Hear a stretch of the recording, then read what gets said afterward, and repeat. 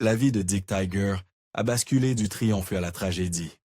Une légende de la boxe avec plus de 60 victoires professionnelles. Il a servi comme soldat dans la guerre du Biafra, donnant son argent de combat pour sauver des enfants affamés. Mais derrière les victoires par knockout et la gloire, sa vie privée raconte une autre histoire. Trahison, exil et abandon, dans et hors du ring.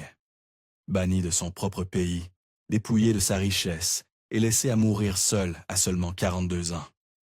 Comment un champion incontesté est-il devenu l'oublié le plus marquant de la boxe? Pour répondre à cela, il faut remonter à ses débuts. Richard Eetsu est né le 14 août 1929, au cœur poussiéreux du Nigeria colonial, à Amegbo, un petit village ancré dans la tradition, la résilience et une force tranquille. Il était Igbo, élevé par un peuple qui avait appris à porter le poids de l'oppression avec une dignité silencieuse. Enfant, il travaillait la terre, allait chercher de l'eau et portait les marques tribales de ses ancêtres. Les cicatrices gravées sur son visage ne symbolisaient pas seulement l'héritage. Elles criaient la défiance. Déjà à cette époque, on pouvait deviner que ce gamin n'allait pas rester enfoui dans la poussière pour toujours. Parce que Richard ne voulait pas seulement plus, il en avait besoin. Plus que ce que la ferme pouvait lui offrir, plus que ce que son village pouvait imaginer. Et finalement, il l'a trouvé là où l'on ne se soucie pas d'où vous venez, mais seulement de la force de vos coups. Le ring de boxe. Mais pas au Nigeria. Son premier combat professionnel n'a pas eu lieu sous la chaleur de l'Afrique. C'était dans les salles de combat grises et froides de l'Angleterre d'après-guerre. Imaginez cela, un jeune Africain, à peine connu, entrant dans des foules hostiles et des arènes enfumées où les chances n'étaient pas seulement contre lui. Elles se moquaient de lui. Les fans ne connaissaient pas son nom. Les promoteurs s'en fichaient et l'argent couvrait à peine le billet de bus. Il était un étranger à tout point de vue. Et le pire, c'est qu'il ne gagnait pas. Au début, Dick Tiger, oui, Tiger, le nom qu'il a choisi de porter comme une armure, n'était pas un prodige écrasant ses adversaires à gauche et à droite. Il perdait beaucoup. Il se battait dans des combats secondaires pour des miettes, encaissait des raclées qui auraient en fait abandonné d'autres hommes, et pourtant, il revenait la semaine suivante, gants aux mains et menton relevé. Si vous regardiez de l'extérieur, vous auriez pu penser que c'était fini. N'importe quel boxeur sain d'esprit aurait abandonné. Pas de manager, pas de battage médiatique, pas de protection, juste l'échec et un système cruel et indifférent. Mais Tiger continuait à se présenter, à se battre et à croire qu'il y avait quelque chose de plus grand pour lui. Parce qu'au fond, il savait quelque chose que le monde n'avait pas encore compris. Il n'était pas là juste pour se battre. Il était là pour compter. Le tournant est arrivé lorsqu'il a rencontré Hogan Kid Bassi. Bassi n'était pas un combattant ordinaire. C'était un champion nigérian poids-plume qui s'était déjà fait un nom. Et en Dick Tiger, il a vu quelque chose. Pas une technique polie, pas du panache, mais quelque chose de mieux. Une obstination, une détermination indestructible et une robustesse qui dépassait la technique.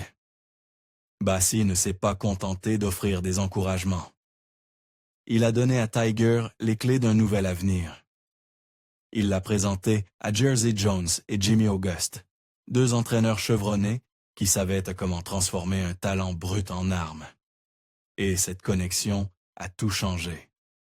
Sous leur direction, tout a basculé. Ils ont resserré sa garde, affiné ses fondamentaux et éliminé les aspérités. L'entraînement était brutal, mais Tiger s'y épanouissait. Il ne courait plus après le respect. Il courait après la domination. Chaque round à la salle, chaque séance de sparring, chaque course matinale douloureuse devenait un pas vers quelque chose de plus grand. Et ça commençait à se voir. Les défaites ont cessé. Les victoires se sont accumulées. Les promoteurs ont arrêté de l'ignorer et les adversaires ont commencé à l'éviter. Le gamin discret devenait un sérieux problème. En 1958, Tiger s'était frayé un chemin vers une chance pour le titre de champion du Commonwealth britannique des poids moyens. Ce n'était pas juste un combat, c'était un règlement de compte. Et quand la cloche a sonné, il n'a pas juste gagné de justesse. Il a tout écrasé. Il a pris cette ceinture comme si elle lui était due. La levant bien haut pour Amegbo, pour sa famille, pour chaque gamin à qui on avait dit de rester à sa place, cette victoire a marqué un tournant. Tiger était maintenant un champion, pas juste un survivant. Mais le respect est bon marché en boxe si vous n'êtes pas la tête d'affiche. Le sport évoluait, et Tiger allait bientôt apprendre que les politiques, les promoteurs et les accords en coulisses pouvaient frapper plus fort qu'un crochet du droit. Les prochaines batailles ne se régleraient pas par la seule force, mais par la manière dont il pourrait naviguer dans un jeu truqué. Donc, si vous pensez que cette ceinture a résolu ses problèmes, vous allez être brutalement réveillé. Le vrai combat ne faisait que commencer, et il allait devenir plus sale que tout ce qui se passe dans les cordes. L'ascension au sommet du monde de la boxe n'a jamais été une question de battage médiatique. Alors que le sport était rempli de grandes gueules et de showmen, Tiger avançait simplement et brisait ses adversaires. Silencieux, chirurgical, implacable. Et à son apogée, il était 2 fois champion du monde incontesté des poids moyens et champion du monde des poids mi-lourds. Une réalisation qui le plaçait parmi l'élite du sport. Mais plus il montait, plus il rencontrait un ennemi qu'il ne pouvait pas mettre KO. Les politiques en coulisses et les mains graisseuses qui dirigèrent la boxe depuis l'ombre. Son règne chez les poids moyens, au début des années 60, était de la pure violence enveloppée de discipline. En 1962, il a arraché le titre WBA à Jane Fulmer, un guerrier au menton de granit, et il l'a fait à nouveau. Le match revanche s'est terminé avec le coin de Fulmer, agitant le drapeau blanc après 7 rounds brutaux. Les coups au corps incessants de Tiger et son endurance le distinguaient. Et pour la première fois, les fans hors du Nigeria ont commencé à vraiment faire attention. Ce n'était pas juste un autre collectionneur de ceintures. Ce type maintenait un sport mourant en vie. La boxe était en déclin à la fin des années 50 et au début des années 60. Les foules s'amenuisaient, l'intérêt s'estompait. L'ascension de Tiger lui a redonné un pouls. Le magazine The Ring l'a même nommé combattant de l'année en 1962 et à nouveau en 1965. Mais ne pensez pas que l'histoire se termine avec des trophées et des applaudissements. Le vrai combat, les cartes truquées, les décisions biaisées en faveur des locaux, les empreintes de la mafia, ne faisaient que s'échauffer. Et Tiger allait découvrir à quel point gagner pouvait être laid. En dehors des cordes, il était forcé de mener un combat plus sale, la politique de la boxe. Nulle part cela n'a été plus brutal que dans sa rivalité en 4 combats avec Joey Jardello. Leur combat pour le titre en décembre 1963 à Atlantic City fut le point d'éclair, une guerre serrée et épuisante que beaucoup d'observateurs au bord du ring juraient que Tiger avait gagné. Mais les juges l'ont donné à Jardello, directement dans son propre fief. Tiger n'avait pas le choix de se battre là-bas. Il avait besoin de l'argent, et les promoteurs dictaient les règles. Quand la décision a été annoncée, ça ressemblait moins à une défaite qu'à un vol. Les empreintes de la mafia, les murmures en coulisses et un système qui punissait quiconque refusait de jouer le jeu. Tiger a tout vu de près. Il a demandé un match revanche équitable sur un terrain neutre. Il ne l'a jamais obtenu.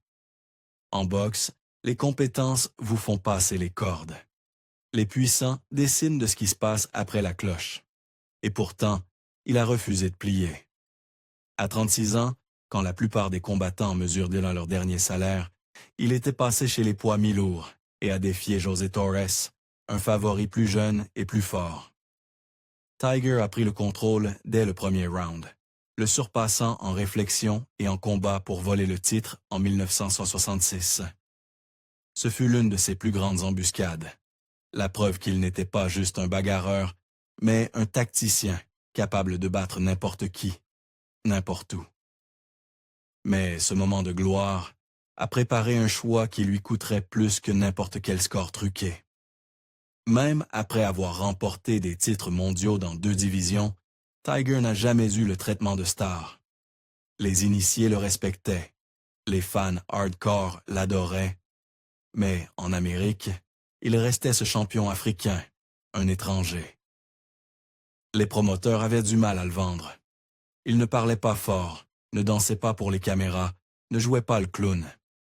Et dans les années 60, être un champion africain noir signifiait que les projecteurs semblaient de toujours glisser ailleurs. Le côté commercial n'aidait pas non plus. Les managers écumaient, les promoteurs pressaient, et comme d'innombrables combattants avant lui, Tiger voyait l'argent véritable s'évaporer dans les poches des autres. Le jeu n'était pas conçu pour protéger les combattants. Il était conçu pour faire couler l'argent vers ceux qui dirigeaient les choses en coulisses. Même ses victoires les plus impressionnantes venaient souvent avec des conditions, et il était forcé d'accepter des combats à des termes qui le favorisaient rarement. Finalement, le sport a dû admettre ce que les fans savaient déjà.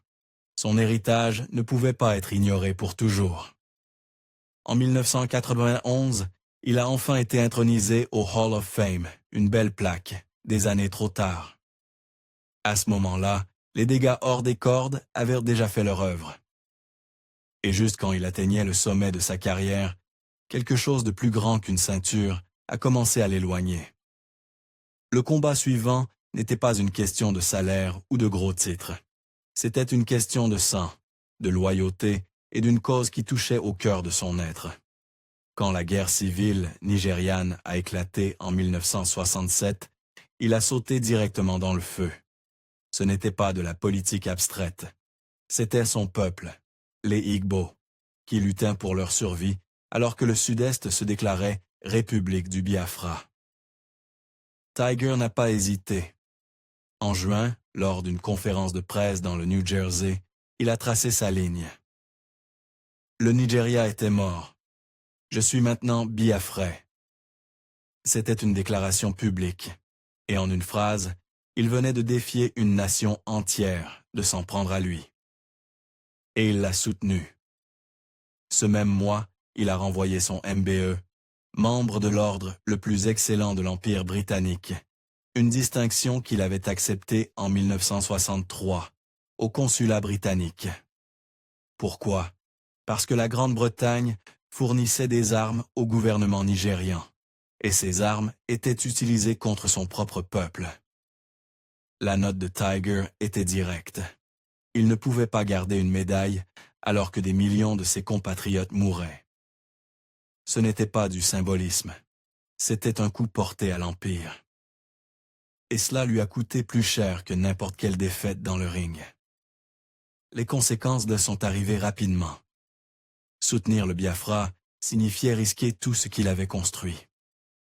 Le gouvernement nigérian l'a rapidement déclaré persona non grata, lui retirant le droit de revenir.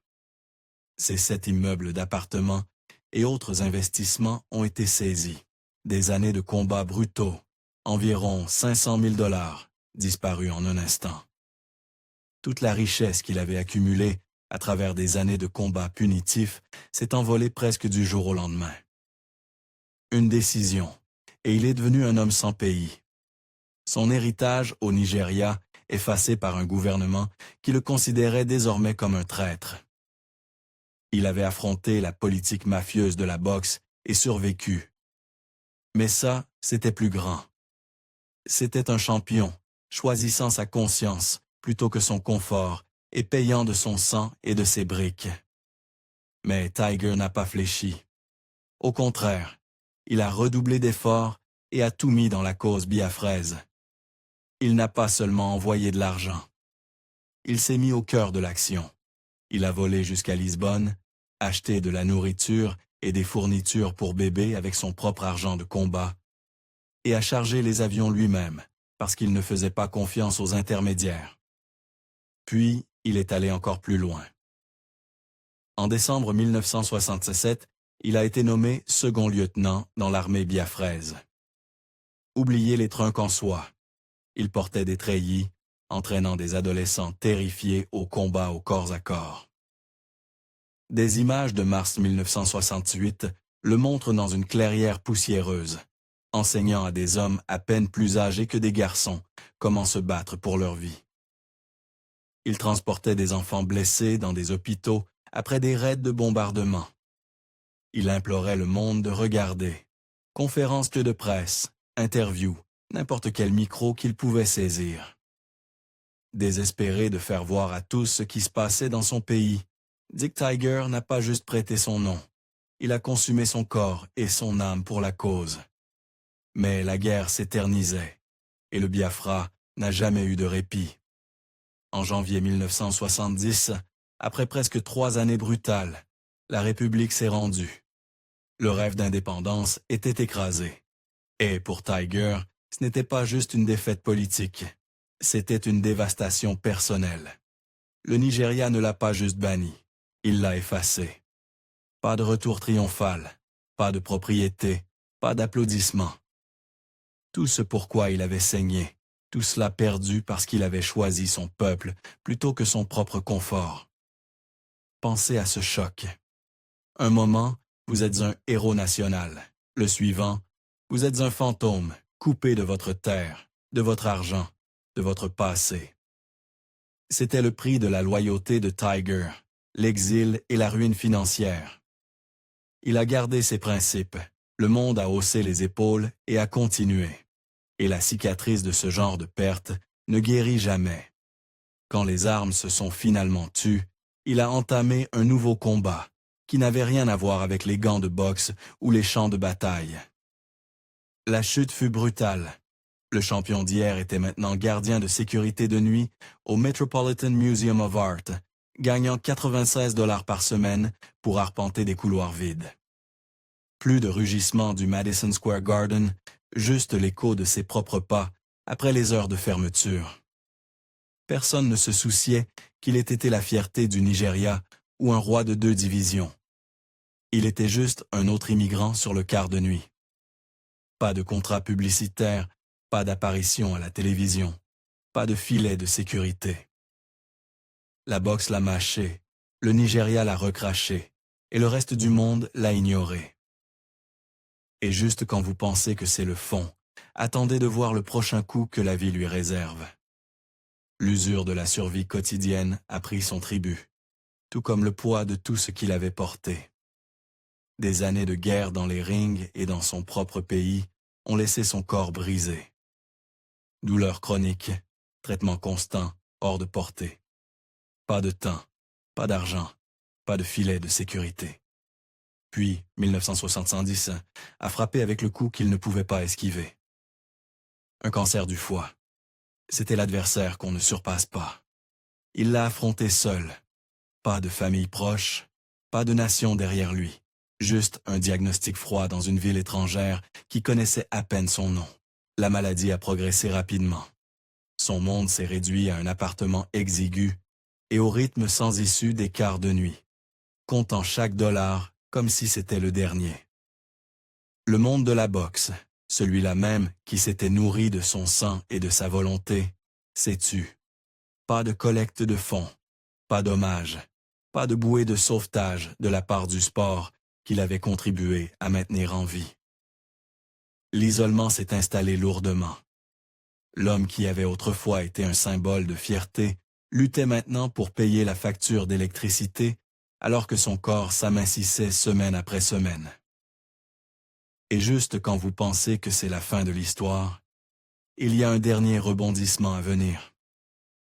Le Nigeria n'a entrouvert la porte que lorsqu'il est devenu évident que Dick Tiger était mourant. Soyons réalistes, ce n'était pas de la miséricorde, c'était du contrôle des dégâts. La nouvelle de son cancer terminal est arrivée chez lui, et soudain, le statut de persona non grata s'est estompé. Pas parce qu'ils lui ont pardonné, mais parce que laisser une icône nationale mourir en exil aurait été une gêne internationale. Le timing était clair. Ce n'est que lorsque sa mort semblait inévitable qu'ils ont ouvert la porte pour son retour. Mais, à ce moment-là, il n'y avait plus rien à sauver. Sa santé déclinait rapidement. Son argent était parti. Et quel que soit l'avenir qu'il aurait pu reconstruire, avait déjà été réduit en cendres. Il est revenu discrètement. Pas de foules à l'aéroport, pas d'honneur, pas de parade. Juste un homme malade se glissant dans un pays qu'il avait autrefois renié. De retour au Nigeria, le silence était plus fort que toutes les ovations qu'il avait gagnées. Le geste du gouvernement était vide, et le public était passé à autre chose. Les amis et la famille qui se souvenaient de ces jours de gloire voyaient maintenant un homme différent, fatigué, malade, et bien loin du champion qu'ils avaient connu. La communauté de la boxe, au pays et à l'étranger, n'offrait guère plus qu'un respect distant. Exil, pauvreté, cancer. Il l'avait épouillé de tout, sauf de la dignité obstinée qui l'avait mené si loin. La reconnaissance qu'il méritait n'est jamais vraiment venue. Pas quand ça comptait. Il est difficile de ne pas se demander comment un champion qui a affronté des nations et des mafieux finit-il par se battre contre son propre corps, sans personne dans son coin. Et pourquoi ne célébrons-nous nos héros qu'une fois qu'ils sont partis? L'héritage tragique de Dick Tiger est l'un des exemples les plus frappants de la manière dont un héros peut être célébré de son vivant et abandonné dans la mort. Après son décès, à seulement 42 ans à Aba, Nigeria, son histoire ne s'est pas terminée par l'élan de gratitude nationale qu'on pourrait attendre pour quelqu'un qui a autrefois tout risqué pour son pays et sa vie. Au lieu de cela, les années qui ont suivi ont été marquées par le silence. Pas de monument, juste une tombe qui, pendant des années, est restée seule et ignorée, intacte par les foules ou les hommages qu'une icône nationale aurait mérité. Il n'y avait pas de grands mémoriaux, pas de flot constant d'admirateurs. L'un des plus grands combattants d'Afrique, un homme qui a saigné pour son peuple, laissé à reposer dans une parcelle que personne ne se donnait la peine de visiter. Ce n'est pas juste de la négligence, c'est une accusation. Si vous vous demandez à quoi ressemble une véritable éradication, regardez sa pierre tombale. La famille de Tiger a ressenti la claque de ce silence. Son fils, Barrister Richard Etu Jr., ne l'a pas édulcoré. Mon père n'a pas été adéquatement honoré par sa patrie. Ce n'était pas une question de médaille brillante ou d'une statue symbolique. C'était une question de justice. Dick Tiger n'était pas juste un athlète. Il était l'un des premiers Africains à enfoncer la porte de la boxe et à porter le nom du Nigeria sur la scène mondiale. Il portait ses couleurs avec fierté quand presque personne d'autre ne s'en souciait. Mais quand cela comptait le plus, son pays a détourné le regard. Et pourtant, son véritable héritage perdure d'une manière que les honneurs officiels ne pourraient jamais égaler. À Amegbo, il y a l'école secondaire Dick Tiger Memorial, construite avec son propre argent, avant même qu'il ne construise sa propre maison. Laissez cela pénétrer. Il a financé des salles de classe avant de financer un toit au-dessus de sa tête, utilisant son propre portefeuille pour offrir des opportunités aux enfants qui n'auraient peut-être jamais eu cette chance autrement. L'école témoigne du genre d'homme qu'il était, un homme qui mettait son peuple en premier, discrètement, sans fanfare. C'est le genre de mémorial qu'on ne peut pas effacer. Un acte privé de dévotion qui perdure même quand le reste du monde détourne les yeux. Si vous pensez que l'héritage de Dick Tiger a été négligé, prouvez-le. Appuyez sur le bouton « J'aime » pour que l'histoire de la boxe sache que vous regardez encore. Son histoire mérite plus qu'une note de bas de page. C'est un avertissement. Les gens qui donnent le plus reçoivent souvent le moins. Et ce n'est pas juste à propos du sport. C'est à propos de la manière dont nous traitons quiconque se tient sur ses principes quand cela leur coûte tout. Tiger nous force à regarder la vérité en face. Les héros n'ont pas toujours des statuts, surtout si leur choix défie l'histoire officielle. Il n'y a pas moyen de parler de Dick Tiger sans parler du prix qu'il a payé pour avoir tenu à ses convictions. Soutenir le Biafra a fait de lui un problème pour le récit du Nigeria, et ce problème a assombri son héritage depuis. Alors, laissons-nous ce silence achever le travail, ou disons-nous son nom plus fort. Quand vous regardez le parcours de Dick Tiger, vous voyez plus qu'un champion du monde de 2 divisions. Vous voyez un homme qui a tout mis en jeu, sa carrière, sa richesse et son avenir pour son peuple et ses croyances. Il a renoncé à ses honneurs britanniques, servi en première ligne et perdu presque tout pour une cause qu'il refusait d'abandonner. C'est une histoire qui ne devrait pas être oubliée. Sa vie nous défie de faire mieux, de se souvenir, d'honorer et d'apprendre.